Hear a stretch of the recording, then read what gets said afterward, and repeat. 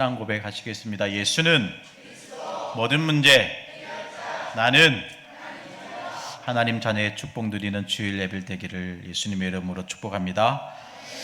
성경에는 두 가지, 소리가 좀 크지 않습니까? 성경에는 두 가지 주제를 말해주고 있습니다. 그 첫 번째 주제는 복음에 관한 말씀입니다. 우리 인간에게 가장 중요하고 필요한 것이 바로 생명 되신 예수 그리스도의 십자가의 복음입니다. 두 번째 주제는 바로 이스라엘의 멸망당한 이야기입니다. 이스라엘의 멸망당한 이야기가 바로 성경의 주제인 거죠. 왜 하나님은 이스라엘 백성을 택하셨을까요? 많고 많은 나라, 민족, 종족 가운데 왜 하나님은 이스라엘 민족을 선택하여 부르셨을까요? 신명기 7장 6절 7절 말씀 보니까 너는 여호와 내 하나님의 성민이라. 내 하나님 여호와께서 지상 만민 중에서 너를 자기 기업의 백성으로 택하셨나니 여호와께서 너를 기뻐하시고 너희를 택하심은 너희가 다른 민족보다 수요가 많기 때문이 아니니라.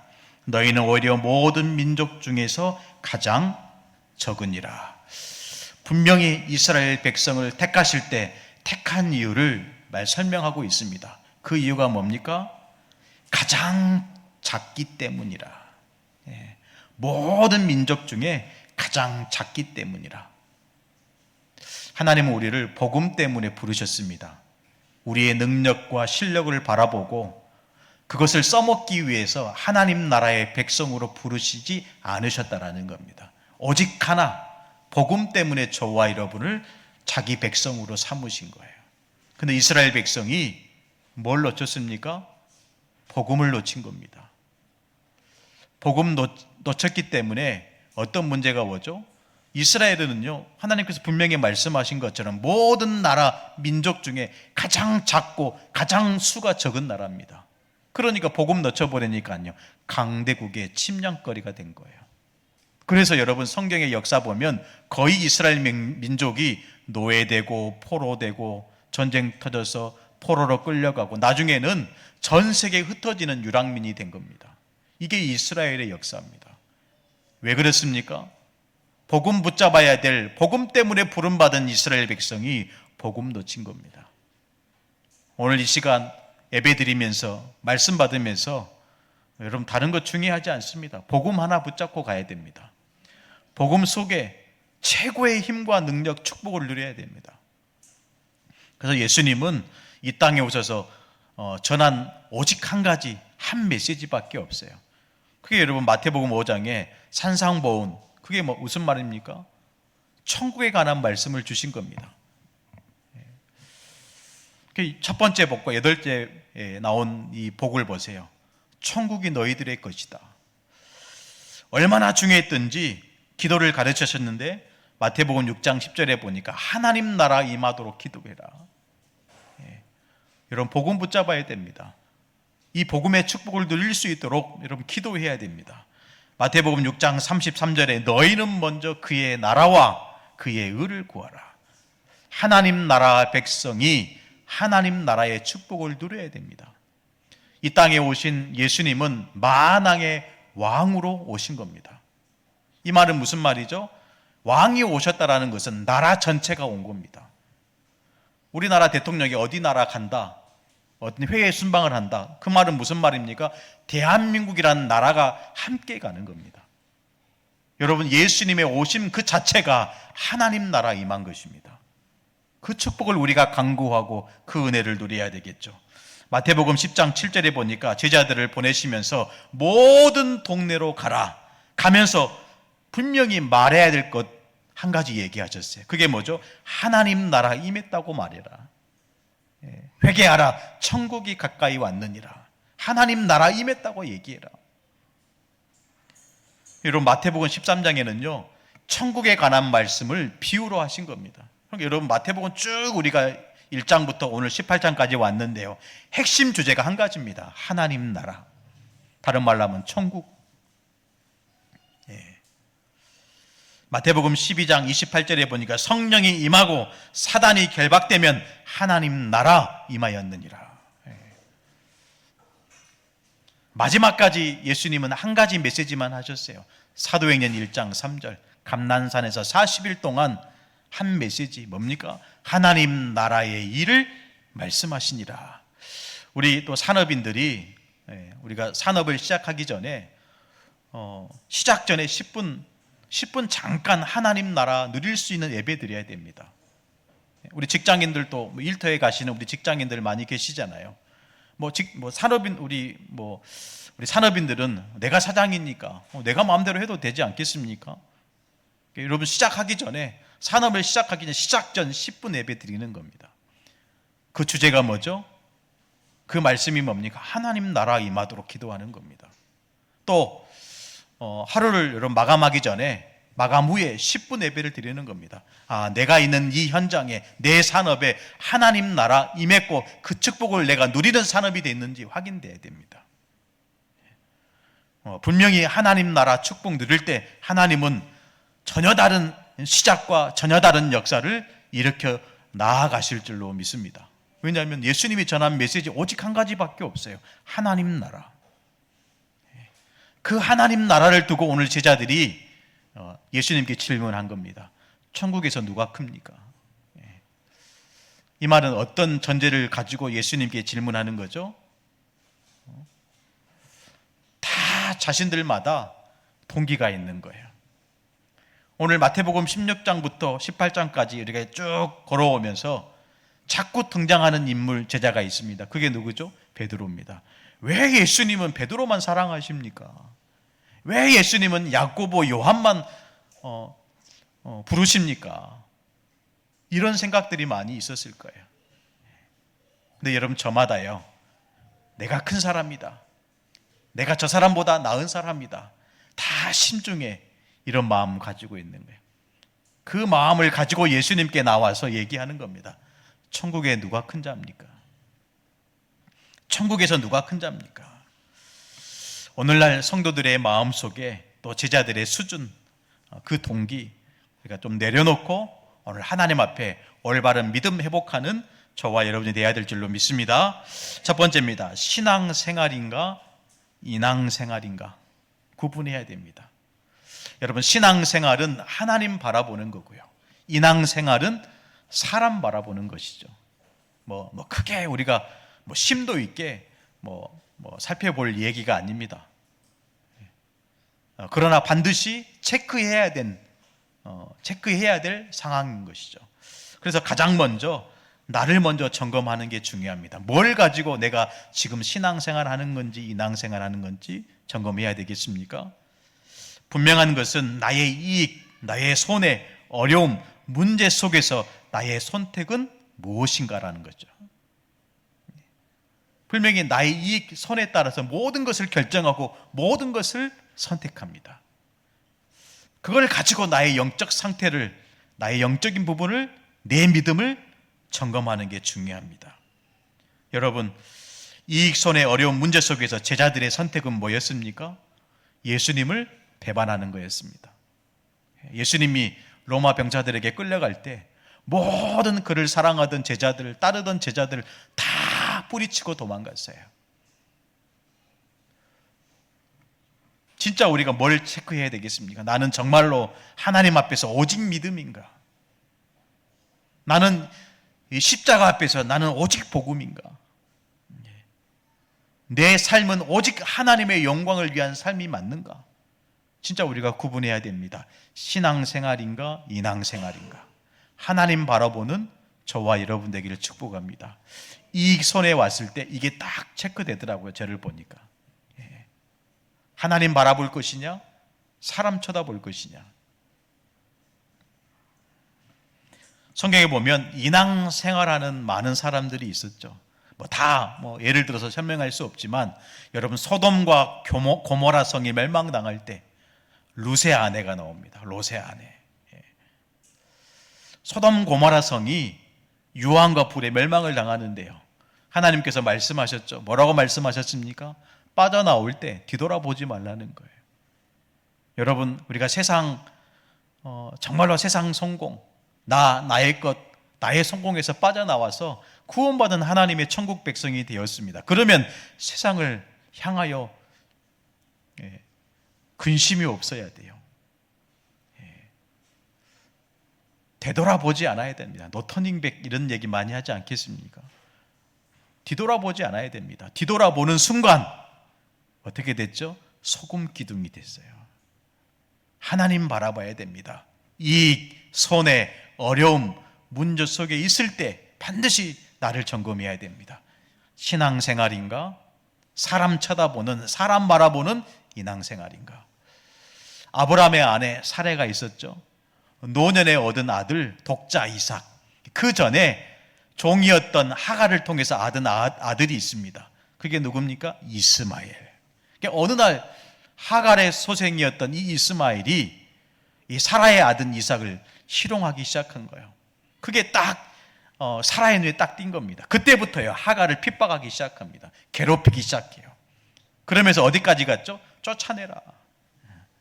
쫓아내라. 그래서 할 수 없이 아브라함이 하갈과 그의 아들 이스마엘을 쫓아냈습니다. 이게 여러분 인앙생활입니까? 신앙생활입니까? 근데 희한하죠? 하나님이요 이스마엘을 찾아오세요. 울며 엎드려 있는 하갈을 찾아오십니다. 그리고 위로하십니다. 그러면서 이스마엘이 큰 민족을 이루게 될 것이다 축복하시는 거예요. 지금 이 이슬람의 어떻게 보면 근원이 된 거죠. 만약에 사라가 그렇게 하지 않았다면 지금의 이슬람이 있겠습니까? 여러분 우리가요 인앙생활이 아닌 하나님 바라보고 하나님 말씀 따라가는 신앙생활을 해야 됩니다. 요셉의 형들을 보세요. 아버지 야곱이 요셉에게만 채색옷을 지어 입혔잖아요. 이 말은 무슨 말이죠? 특별하게 생각하고 특별한 사랑을 베푼 겁니다. 그런데 거기에 시기와 질투의 이 눈이 먼 거죠. 그때부터요 그 가정에 재앙이 임합니다. 저주가 임합니다. 우리가요 하나님 바라보는 신앙생활을 해야 됩니다.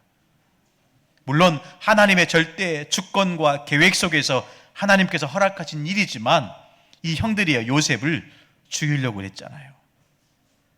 죽이려고 한 겁니다. 신앙생활했던 요셉은 어떻습니까? 오히려 형들을 수용했다니까요. 애굽의 총리가 되어서 자기 발 앞에 무릎 꿇고 있는 형제들을 향하여 당신들이 나를 이 애굽에 팔았다고 해서 근심하지 마십시오. 한탄하지 마십시오. 하나님이 이곳 이 애굽의 모든 생명을 구원하기 위하여 당신들보다 나를 먼저 보내셨습니다. 이게 여러분 신앙생활하는 사람들의 참된 믿음의 고백입니다. 출애굽한 이스라엘 백성들을 보세요. 430년 동안 애굽에 종살이하던 저 비참한 생활을 하고 있는 이스라엘 백성들을 다 구원해냈어요. 홍해도 건너게 하셨습니다. 그런데요, 그때부터 여러분 불평, 불만, 불신앙이 시작되잖아요. 물이 없습니다. 떡이 없습니다. 먹을 고기가 없습니다. 다시 애굽으로 돌아가자. 하나님 어떻게 심판하셨죠? 광야 속에서 광야를 비록 애굽에서 430년 동안 종살이하는 그 상태에서 빠져나왔지만 광야를 벗어나지 못했어요. 우리가 하나님 앞에 서 있어야 됩니다. 신앙생활하는 주의 자녀들 되어야 됩니다. 구원은 받았지만 여전히 나의 것, 나의 성공에 거기에 메인 인생으로 살아가게 된 것이죠. 또 성경에 보면 인앙생활이 아닌 하나님 바라보는 신앙생활하는 사람들이 많이 있었습니다. 이 말은 무슨 말이죠? 하나님 말씀만 붙잡고 산 겁니다. 이익 손해 따지지 않고 어려운 문제 보지 않고 하나님 말씀만 붙잡고 산 겁니다. 여러분 그 중에 대표적인 인물이 있죠? 요셉입니다. 요셉이요 하나님의 영에 감동되어 살았잖아요. 여호와께서 요셉과 함께 하심으로 그 함께하는 그 축복으로 살았잖아요. 이게 여러분 신앙생활입니다. 하나님이 함께하는 그 축복으로 우리가 사는 겁니다. 하나님의 영에 감동되어서 하나님의 인도받는 것입니다. 그게 신앙생활입니다. 다윗 보세요. 사무엘상 16장 13절 말씀 보니까 이날 이후로 다윗이 여호와의 신에 크게 감동되니라. 이게 여러분 신앙생활입니다. 하나님의 신에 감동되는 거예요. 오늘 주일 예배를 통해서 하나님 말씀을 붙잡고 하나님의 영에 크게 감동되는 새로운 시작되기를 예수님의 이름으로 축원합니다.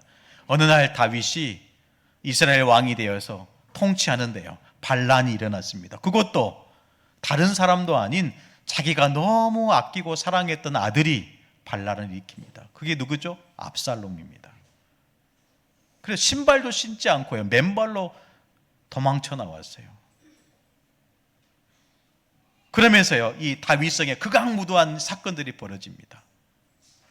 근데 제가 그걸 말씀드리고 싶은 게 아니고, 신하 중에 시므이라는 신하가 있었어요. 다윗이 도망가는 것을 보고 저주를 폈습니다. 막 돌을 집어 던졌다니까요. 근데 이 다윗이 뭐라고 고백했습니까? 신하들에게 얘기한 거죠. 뭐라고 고백했습니까? 하나님이 명령하신 것이 아니냐. 당장 가서 목을 칠 수도 있거든요. 다윗의 신하들은 그 어떤 적도 무너뜨릴 수 있는 용사들입니다.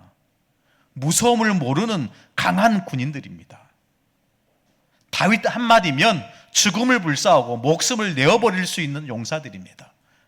그런 신하들에게 다윗이 얘기합니다. 하나님께서 명령하신 것이 아니냐. 저 버러지 같은 저 시므이, 나를 비방하고 돌을 던지면서 저주하는 저 시므이, 하나님께서 저렇게 하신 게 아니냐, 하나님께서 저렇게 명령하신 게 아니냐.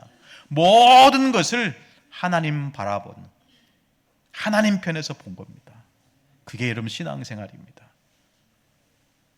여러분 다니엘 보세요. 이스라엘에 전쟁이 나면서 성전이 불타고 이스라엘 왕이 여러분 두 눈이 뽑혀가서 여러분 포로로 끌려갔다니까요. 그러는 가운데 이 다니엘이요, 바벨론 제국의 포로 생활을 하게 됩니다. 그때 세상에서 출세하고 성공하고 부귀 영화를 누릴 수 있는 길이 딱 열린 거예요.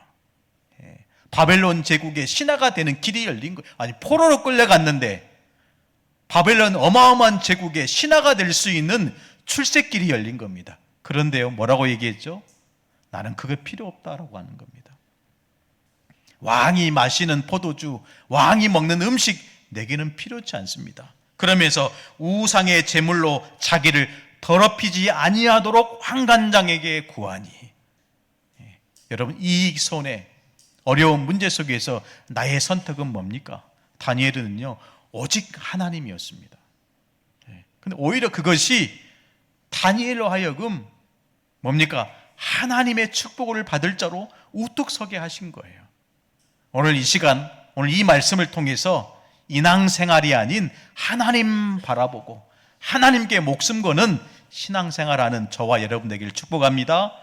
그 믿음을 가지고 오늘 예수님께서 말씀하십니다. 천국에서 큰 자, 인앙생활하는 자가 아닌 신앙생활하는 자가 천국에서 큰 자라는 거죠. 오늘 3절 말씀 보니까 이렇게 얘기하시죠. 어린아이와 같이 되지 않으면 결단코 천국에 들어갈 수 없다. 그러면서 자기를 낮추는 사람이 천국의 큰 자다. 여러분, 우리 아이들이 자기를 낮추는 거 보셨어요? 저는 못 봤어요, 한 번도. 다 자기 잘났다고 얘기하지. 아이들은 스스로 자기를 낮추지 않아요. 근데 이 말은 무슨 말입니까? 낮춘다라는 것은 다른 의미로 보면 겸손을 의미합니다. 우리가 사는 이 시대에는 겸손은 미덕이잖아요. 아름다운 덕목입니다. 근데 예수님이 살았던 그 당시에는 이 겸손은 악덕입니다. 왜 그렇죠? 노예들이 가져야 될 성품입니다. 종들이나 하인들이 가져야 될 성품이에요. 근데 예수님이 반대로 얘기하시는 거죠. 아이들과 같이 자기를 낮추는 그 사람이 천국의 큰 자다. 지금이야말로 우리 아이들 그러면 굉장히 귀하잖아요. 소중하잖아요. 어떤 교회에서는 우리 아이들을 향하여 이렇게 얘기합니다. 다음 세대다. 다음 세대. 우리는 뭐라고 얘기하죠? 렘넌트다 이렇게 합니다. 같은 맥락에서 우리가 좀 귀하게 보는 거죠. 그래서 예수님이 살았던 당시에는 아이들은요, 한 사람의 인격처럼 보지 않았어요. 사람을 세는 그 숫자에도 들어가지도 않았습니다. 이 말은 무슨 말이죠? 업심여김 당하던 약자들의 대명사가 아이들이라는 거예요. 지금 우리가 생각하는 어린 아이들의 개념 가지고 예수님이 말하는 이 어린아이의 개념은 다르다라는 겁니다. 그러니까 우리가 이 어린 아이들과 같이 되지 않으면, 이 어린 아이를 영접하지 않으면, 이 말은 무슨 말입니까? 홀대받고 멸시천대받는 그 영혼들을 마음에 품지 않으면 결단코 천국에 들어갈 수 없다, 그 얘기하신 거예요. 우리가 현장을 보면서, 사람들을 바라보면서 예수님의 마음을 품어야 될 줄로 믿습니다. 한 목사님이 그런 얘기를 하시더라고요. 귀신 들린 자를 만나서 복음 사역하는데, 저는 개인적으로 귀신 들린 자를 만나서 사역해 본 적이 없어요. 그런 분을 만난 적도 없고. 근데 그 목사님은 계속 그쪽으로 문이 열리시는 거예요. 어느 날 귀신 들려 있으니까 이 여자분이 비참한 겁니다. 제대로 된 가정생활, 자녀들도 돌볼 수 없는 거예요.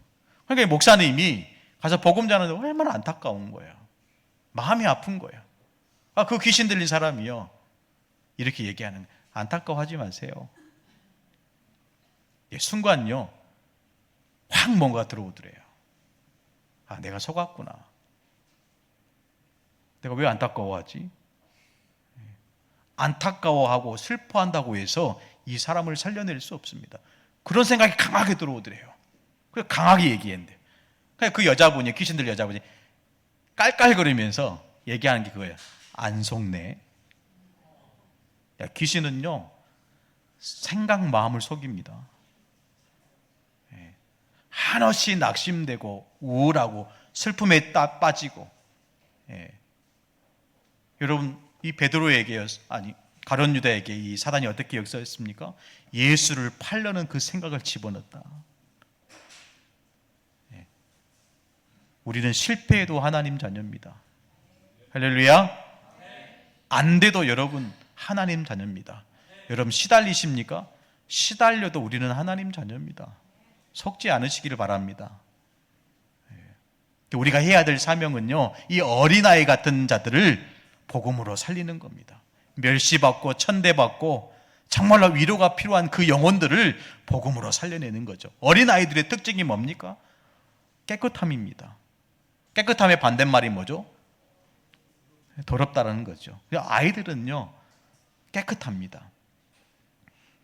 우리가 영적인 깨끗함을 가지고 있어야 돼요. 나의 동기 버려야 됩니다. 나를 위한 동기 버려야 돼요. 저와 여러분의 부르심은 오직 하나님 나라의 일을 위하여 부르신 겁니다. 그래서 나의 동기가 아닌 하나님의 소원 잡아야 됩니다. 나의 일이 아닌 하나님의 일을 잡아야 됩니다. 나의 꿈을 꾸는 게 아니고 하나님의 꿈을 꾸는 겁니다. 나의 비전이 아닌 하나님의 비전을 잡는 겁니다. 나를 위한 동기 버려야 됩니다. 영적인 깨끗함, 숨겨진 욕심을 버려야 되죠. 우리가 이렇게 사람들 만나고 관계하다 보면 우리가 딱 이렇게 판단이 되잖아요.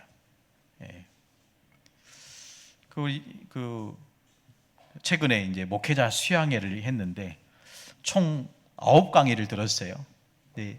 강의마다 사회자가 나와서 이렇게 사회를 보시는데, 어떤 목사님이 사회를 보시는데 강단에 이렇게 의자가 있잖아요. 의자가 있으면 앞에 이렇게 수많은 사모님들, 목사님들 이렇게 앉아 있는 거 아니면 거의 한 800명 정도 앉아서 같이 이렇게 말씀을 들었으니까. 그런데 이 사회 보신 목사님이 다리를 이렇게 좀 바르게 하고 앉으면 좋은데 어떻게 앉으면 쫙 몰려서 앉으신 거예요. 앉아있는 제가요, 너무 민망하더라고요. 너무 제가 어떻게 해야 될지 모르겠더라고요. 전화가 되면 전화라도 좀 해서 이렇게 제발 좀 다리를 이렇게 올바르게 일자로 했으면 좋겠다 이런 생각이 들었는데, 물론 이제 우리가 보기에는 겉모습은 그렇지만 사람들의 이렇게 눈에 보이지 않는 마음의 그 동기, 욕심이 있잖아요. 그 목사님이 그렇게 동기 있고 욕심이 있다 그 말이 아니고, 우리 안에 뭔가 내세우고 싶은 거, 뭔가 드러내고 싶은 거, 그 모든 것을 하나님 앞에 다 내려놔야 됩니다. 나의 동기가 아닙니다. 그렇죠. 하나님의 언약, 하나님의 꿈, 하나님의 비전을 붙잡는 겁니다. 우리가 쉽게 속을 때가 많이 있죠. 그래도 나는 저 사람보다 더 나은 사람이야. 저는 이제 목사니까 저는 저 목사님보다 그래도 내가 더 잘해. 혹시 이런 마음 품고 있는 건 아닌지 빨리 우리가 떨쳐버려야 되는 생각입니다. 영적인 깨끗함, 영적인 순수함 가지고 있어야 됩니다. 저는 이 말씀을 준비하면서 내 안에 영적인 깨끗함이 있는지, 내 속에 영적인 순수함이 있는지 좀 돌아보게 됐어요. 하나님 앞에 좀 용서를 구하게 되는 거죠. 우리가 하나님 앞에 서 있어야 됩니다. 그래서 정말 영적인 순수함, 어떤 순수함입니까? 하나님 말씀대로 믿는 순수함이 저와 여러분에게 있어야 되겠죠. 말씀하신 대로. 저는 그래서 요즘 계속 제 마음속에, 제 인생의 키워드가 뭐냐면 시킨 대로. 시킨 대로 하자. 하나님께서 시킨 대로 하자. 그게 요즘 제가 여름 사역 진행하는데 마음에 품고 있는 말씀입니다. 시킨 대로 해라. 하나님 말씀하신 대로, 하나님께서 명령하신 대로 시킨 대로 해라. 네 생각대로, 네 경험대로 하지 말고 시킨 대로 해라. 그래서 오히려 더 귀를 기울이게 되는 것 같아요. 오히려 더 말씀에 집중하게. 왜? 시킨 대로 하려면, 말씀대로 하려면 말씀을 제대로 들어야 되니까. 듣지 않고 오지 않은데 우리가 어떻게 행하겠습니까? 따르겠습니까? 말씀 들어야 됩니다. 말씀하신 대로. 우리 어린아이들은 실제로요, 가장 필요한 게 뭐죠? 보호자입니다. 보호자가 없는 아이들은 방치될 수밖에 없어요. 우리가 빨리 나의 영적인 보호자와 함께 해야 됩니다. 영적인 고아로는 절대로 하나님이 원하시는 일을 믿고 따라갈 수 없어요. 내 이 두 손을 든든히 잡고 계시는 영적인 아버지 하나님과 함께 해야 됩니다.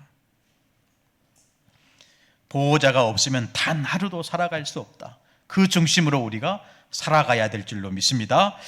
오늘 마지막 세 번째, 우리에게 하신 우리 주님의 가르침이 뭡니까? 이 어린 아이들을 업신여기지 말라는 거예요. 업신여기지 말라. 홀대받고 멸시천대받는 영혼들을 업신여기지 말라. 또 우리 눈앞에 서 있는 우리 아이들, 렘넌트들을 업신여기지 말라. 너무 말도 안 듣으니까 잠깐 나오는 그런 말도 있죠. 아이고, 저것들 좀 없었으면 좋겠다. 혹시 그러지 않습니까?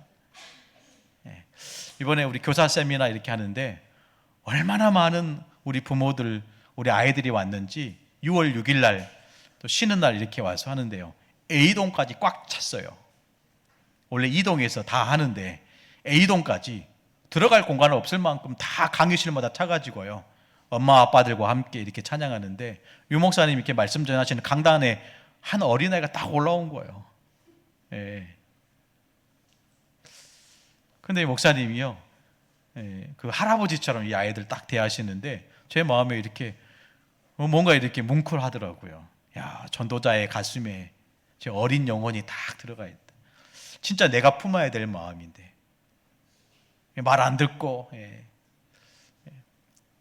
시끄럽기도 하고 질서도 안 지키고 막 그러다 보니까 저것들 좀 없었으면 조용할 텐데. 집안마다 한 명씩 있잖아요. 그렇죠? 근데 여러분, 저것들이 아니고 오늘 예수님께서 뭐라고 말씀하셨죠? 업신여기지 말라는 거예요. 왜 그렇습니까? 하나님 나라의 유업을 이을 자들입니다. 세계 복음화할 차세대 전도자들입니다. 오늘 말씀, 우리 렘넌트 예배 때 주신 말씀 제목이 전무후무한 응답.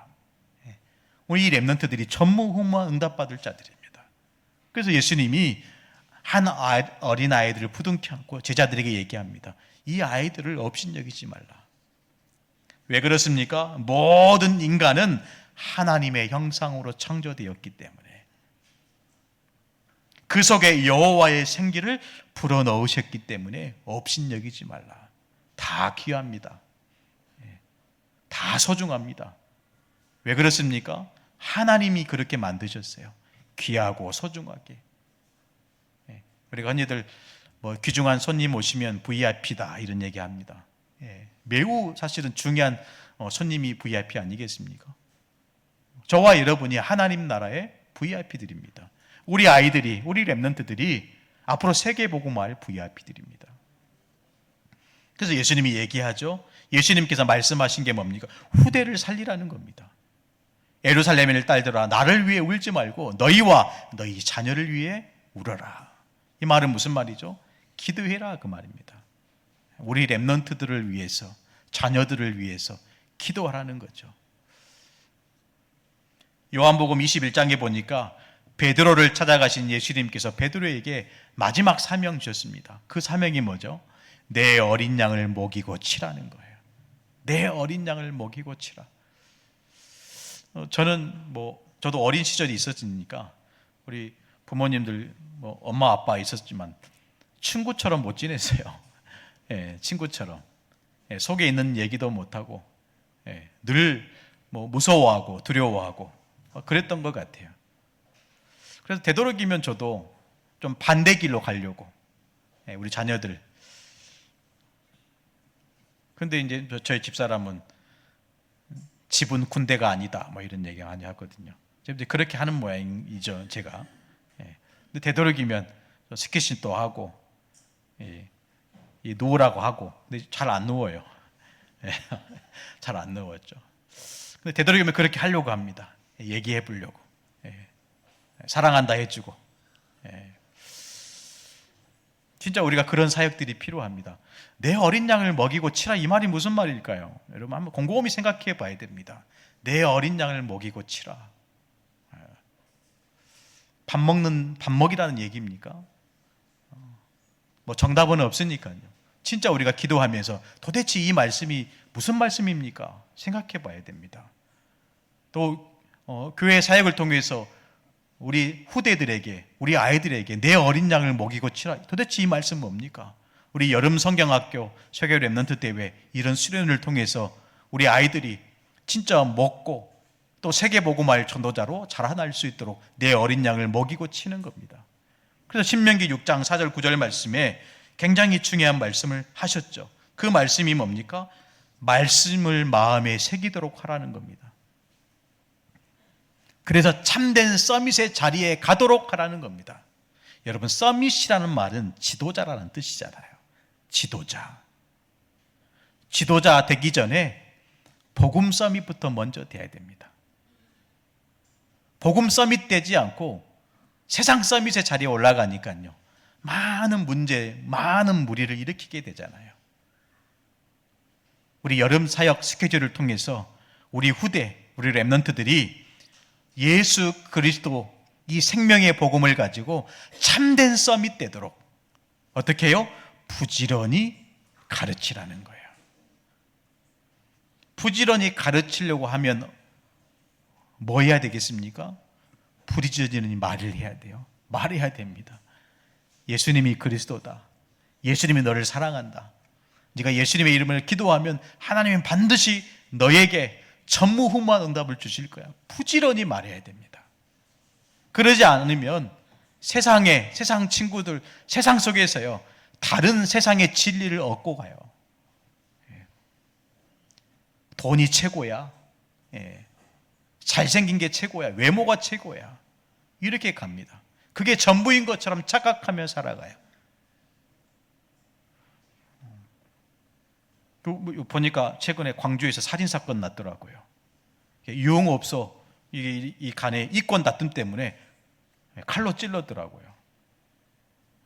야, 먹고 사는 것에 목을 메워 삽니다. 네.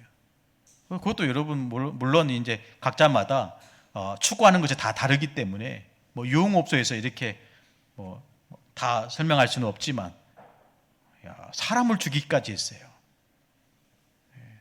우리는 사람을 살리는 일에 우리의 생을 걸어야 될 줄로 믿습니다. 그 첫 번째 일이 우리 후대를 복음 서밋으로 만드는 거예요. 가장 먼저 영적 서밋 되도록 기도해야 됩니다.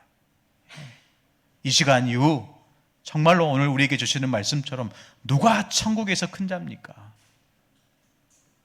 예수님이 전혀 다른 얘기, 동문서답을 하셨어요.